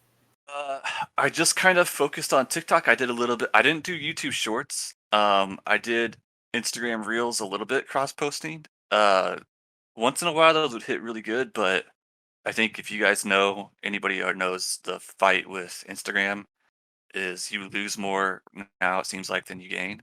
So it got so disheartening to get 10 followers in a day and lose 20 the next day. That I still don't even want to open the platform nowadays, you know.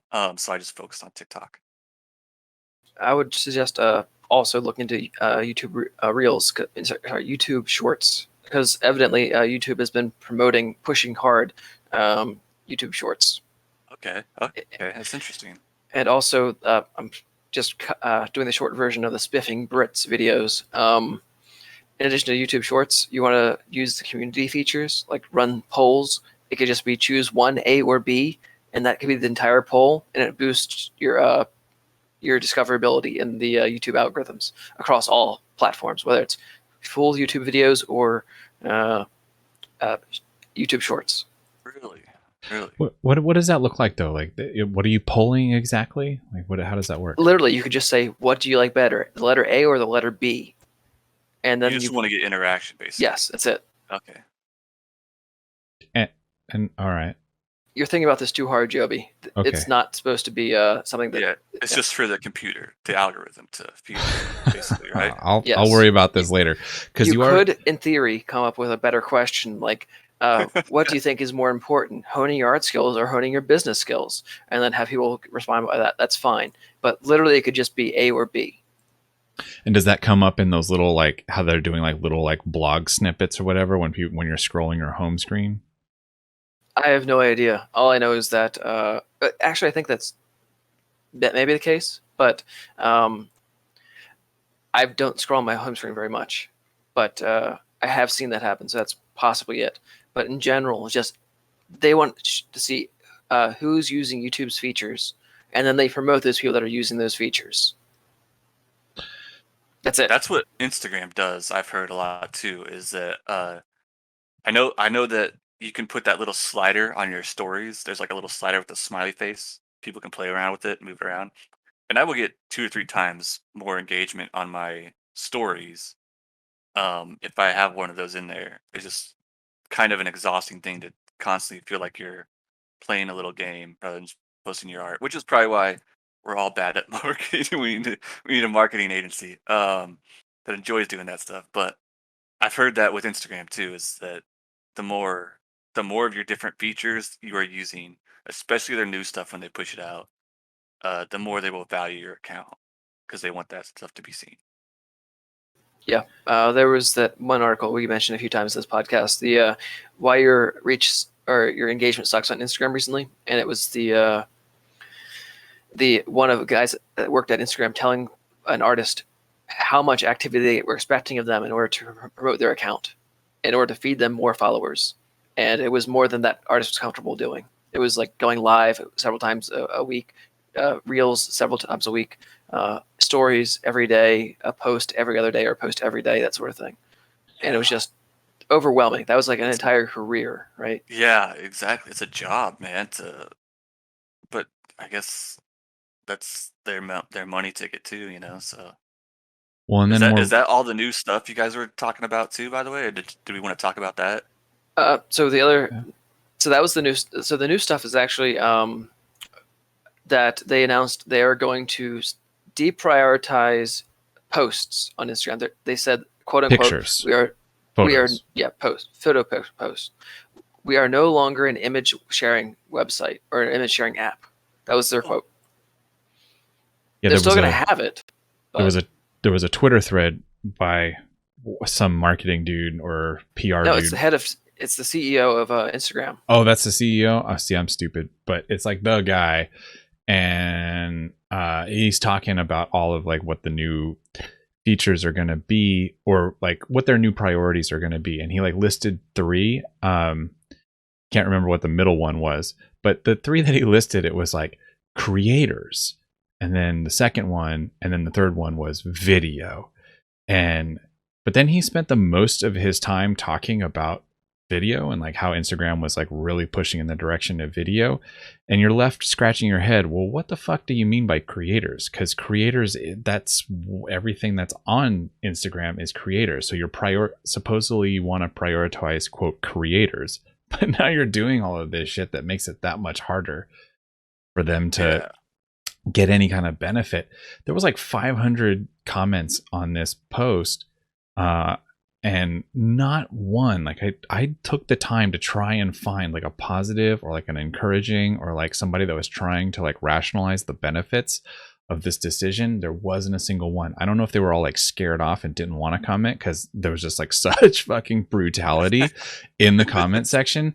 Everybody was just like, fuck you, you're terrible, why are you doing this? Dude, it's so funny because every time Instagram makes a Twitter post, they will just get roasted. Like, and that is probably my highest Twitter post I've ever made. Was I was just salty one morning. I saw a post Instagram made on a Twitter, and I just roasted him about like, it'd be nice if people like basically saw our stuff without paying for ads. And I think I probably had like 500 or 600, retweets and likes. But every time they make anything on there, they're just roasted. So, to the point where it's like, do you guys know that? I mean, I guess they're not doing anything wrong if they're having $1 billion ad industry every year. That's all that matters, right? But yeah, they're not talking to us. That's the thing. It's like they make these videos like they're talking to the users, and they're not. Right. They're talking to people that are going to capitalize on these things, and they're talking to advertisers, shareholders. Right. Yeah, that's totally it. Yeah. It's dog whistles for people that can listen, can hear the dollar signs and all of the things that this guy is saying.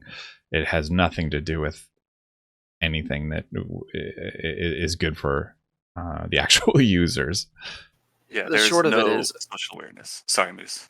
The short of it is that they are prioritizing video because people spend more time on the app if they're watching videos, and people engage with the content longer if they're watching the videos. So that means that in reality, what that means is they're going to be seeing more ads if they're watching videos than if they scroll through post feeds. Because when you're scrolling through the post feed, you just keep scrolling. You're already in the action of scrolling when you see the ad and you keep scrolling past it. But evidently, they spend more time looking at ads if there's video content. And I imagine there might even be pre-roll or post-roll ads to the videos if they push down this road like YouTube does, right? Well, TikTok does.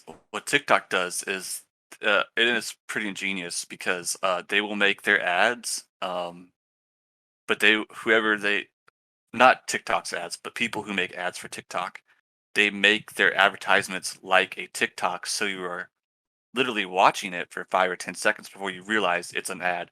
It's really well done, and a lot of times they have a little thing where it seems to me like the paid promotion button that is under the ad that is supposed to tell you when it's paid promotion pops up a little bit later than it should normally.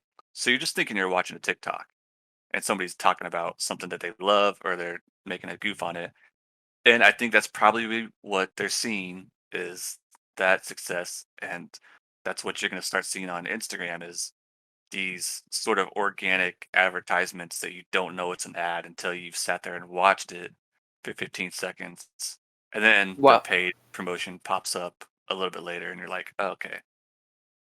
Meanwhile, YouTube and Twitch, you are basically, for all intents and purposes, legally required to have hashtag ad or hashtag paid promotion or some sort of clear signifier that this is not your free will speaking, and it's something that you were paid to say. Yeah. Otherwise, you could be charged by the FCC. Right, and I think a normal TikTok user would probably have to do that too. I don't know for sure, but I think even with any of it, you probably have to. But a company seems to be able to get away with it. Like I said, I feel like that. Maybe I'm wrong. Maybe it's just my phone is weird and buggy, but I feel like that paid promotion little button pops up about 5 seconds into a video after you've been watching anything. It's actual TikTok, and they're like, "Oh, we're covered. We did it." It wouldn't But shock me if that was intended. Yeah.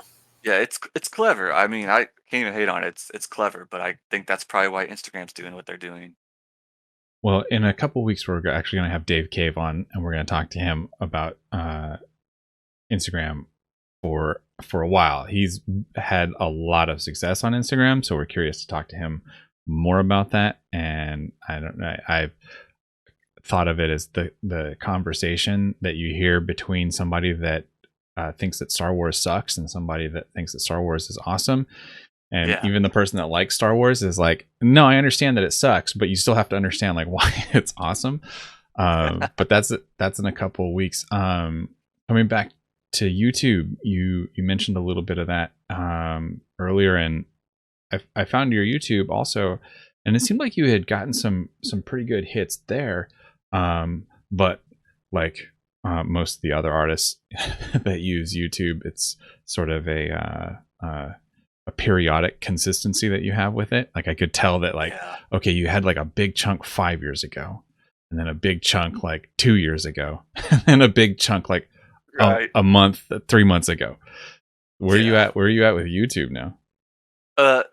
It's kind of always been a secondary thing. Like when I get something to put on there, then I'll put it on there. But because this can't really be monetized right now, and I'm not at the sort of comfy position where I could just make YouTube.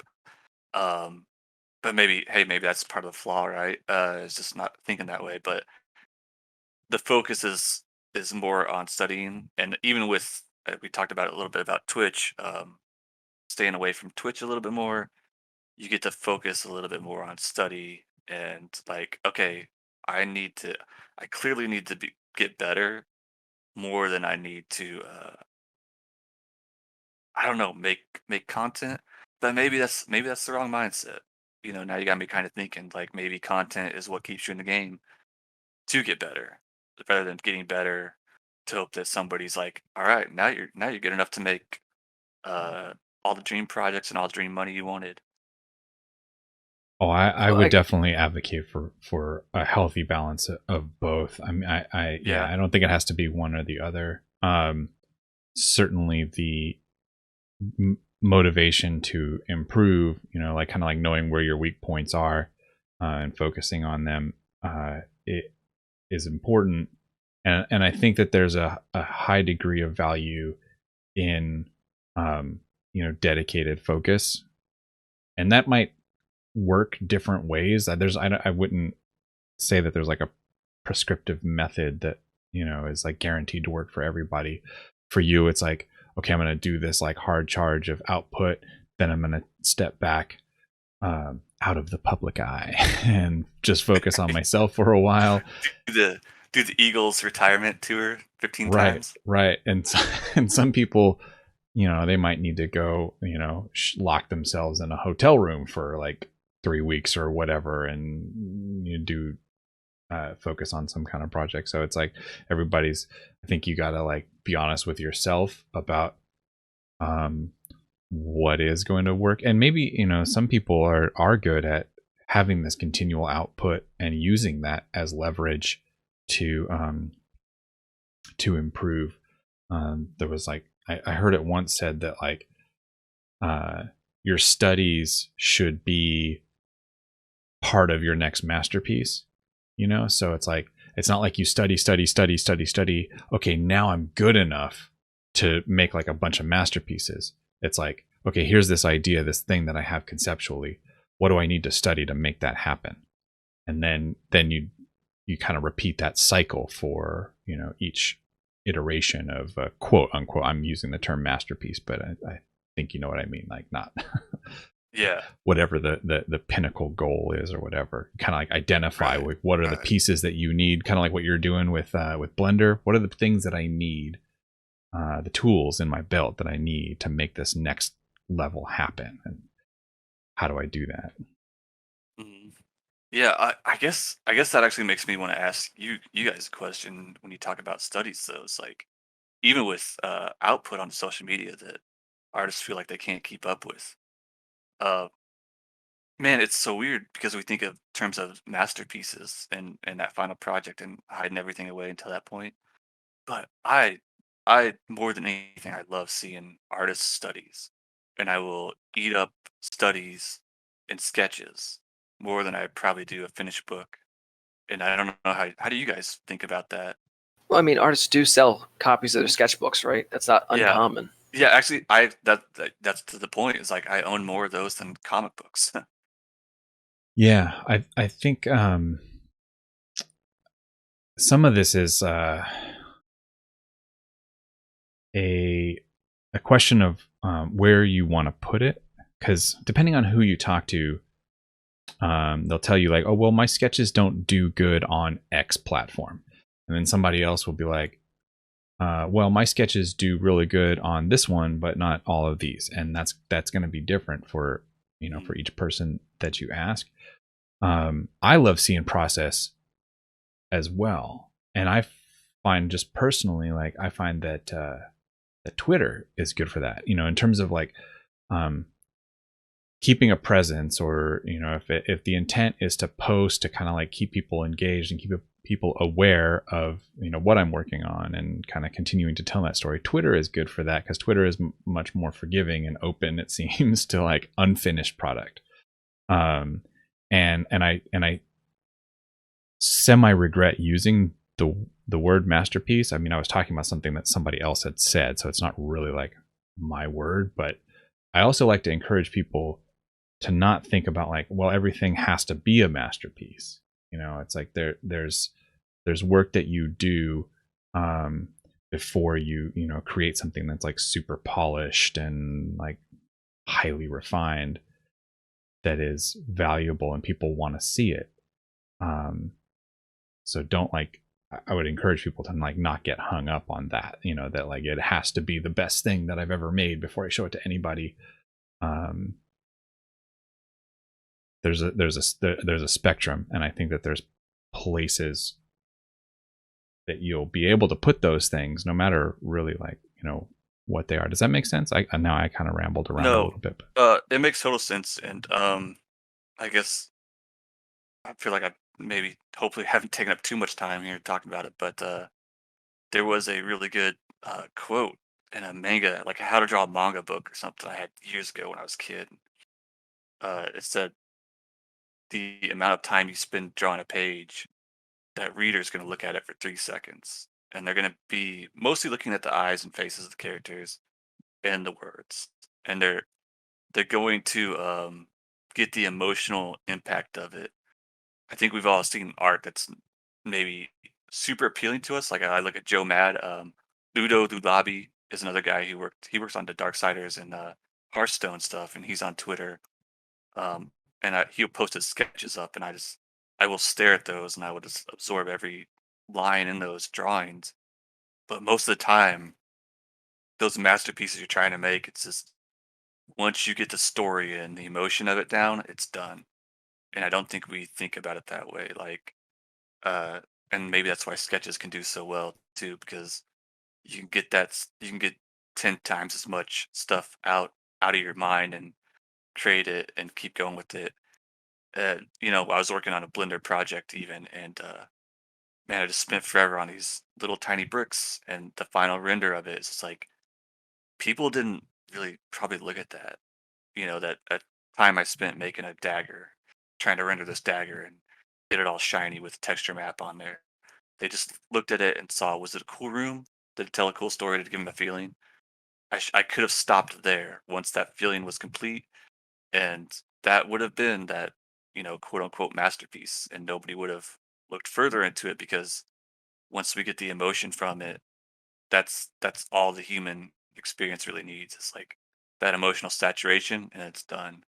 But we want to paint that goddamn candle, in the corner of the room that's sitting way back for the next 6 hours, and figure out all the light reflections and stuff. So maybe that's a trap that we fall into. Along the same lines, with just talking about like skill level improvement that you were focusing on. Um, it may be that at someone at your skill level, which is relatively high, pretty high for those who aren't familiar with your work, you have a lot of skill. You're highly skilled.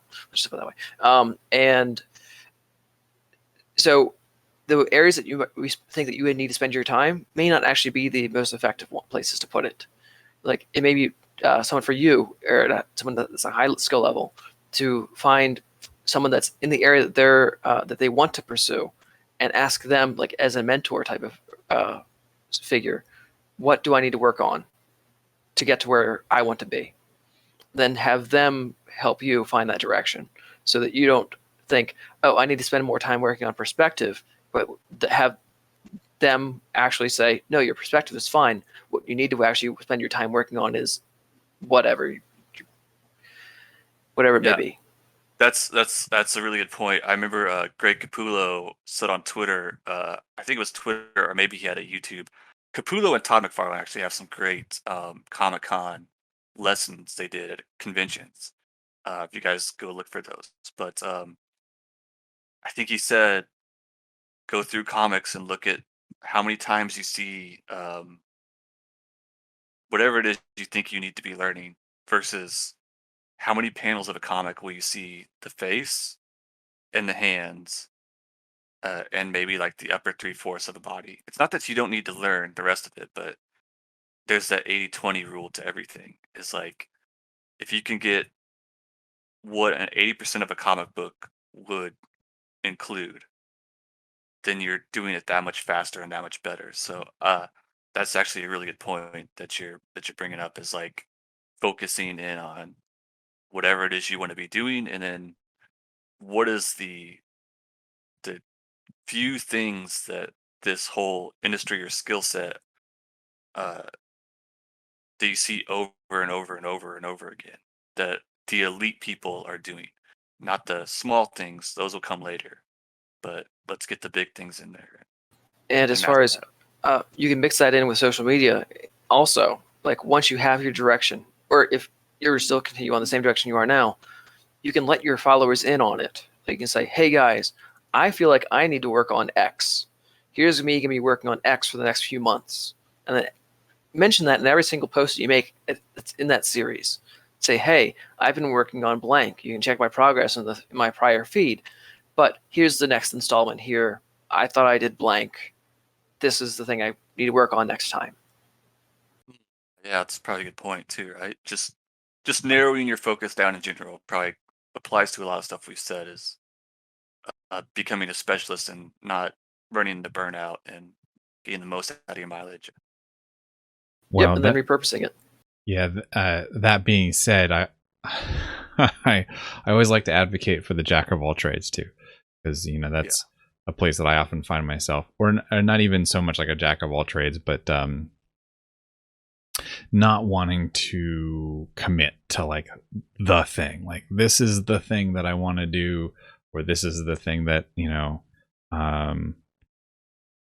because there's lots of things, if there's like multiple projects or like multiple ideas, and maybe they're all kind of a different sort, that's all right too. Maybe that might impinge on I don't know, like notoriety or whatever, because maybe the people that have like the thing that they do have a slightly easier road towards being like known for that. But then it's like, then you're into that whole question of like, well, are you doing this to get known? Are you doing this for satisfaction? Is there like an audience for it? Like what is your real motivation ultimately? Yeah, I mean, well, even with you, right? Because you did the tattoo stuff, but then once COVID hit, you were able to fall back on the D&D stuff, which I don't know how many people I would send over to your your social media, your chat, because like I remember thinking like, this guy's a tattoo artist, but then like seeing some of your D&D stuff was just blowing me away constantly. But you had that skill set to fall back on once one thing. I assume one thing was shot down, right? Yeah, and thank you for that. I wasn't aware that had been happening, so let me take this moment to say thanks for doing that. Oh yeah. I mean, for a while before even COVID hit, I had been wanting to bring in more different things besides just like tattooing. COVID just sort of like presented this opportunity and be like, no, now you have to. So Yeah. that was a sink or swim kind of thing, but this like very bizarre type of blessing in disguise where, and now it serves the dual function of being able to make a living and then also being able to explore types of art that I wanted to make more, not just the D&D, but like, or the D&D commissions, but, personal art, illustration in general, so, the lesson that I took from that is like, especially as I'm getting older, it's like, fuck, you see it coming faster and faster. There's only, not to get like morbid, but there's only like a certain number of like drawings and paintings that you're going to be able to do. So like get serious about what those are going to be. What are the what are the ones that you're going to want to look back on and be like, I'm happy that I did those. You know what I mean? Good point. That living with regrets type of thing. Like don't leave anything on the table type of mindset. Yeah. I guess I mean, not just like, well, don't have regrets, but like, if there's only like a certain amount of paintings that you're going to be able to do between now and like when you die, what are those? What do you want those to be? Like, okay, yeah. Does that make sense? I don't know. Yeah. I feel like it's like you got a list. You can't do 100 things, but you can do 20 of them really good. You can make those special. What are those 20? And then if you get through those, then you got the rest of the list. But let's focus on those ones that you really want to make happen. I think that's what you're trying to say. Yeah, and again, who they're for. Who is the audience? Is it are you doing them, for the Instagram audience, and that you think that this is like what they want to see, or this is something that you're like actually like feel you need to do. But we're coming up to a point. I think that would be a good wrap up. Unless we like didn't touch anything that you wanted to. Well, we could talk about permaculture for a couple hours. We've been meaning to do that for about 3 years now. I know, man. That's a whole other podcast we got to do. Yeah, we might lose everybody and might have to go over to YouTube for that. Well, it turns out Steve Sketches and his wife are really interested in that as well. Oh, really? Yeah, they're moving down to the Oregon area because it seems to be more popular down there than it is in Seattle. So people weren't serious about it before the pandemic. I'm sure they had to look long and hard about the way we're doing stuff now. Artisan permaculture, man. Sure. I'm down with that podcast. That'll be a little extra midweek episode. That will be. That's for the OnlyFans, everybody. Moose, did you have something that you wanted to add in? Sure. I just wanted to ask a quick question. Like, for a little while, you were doing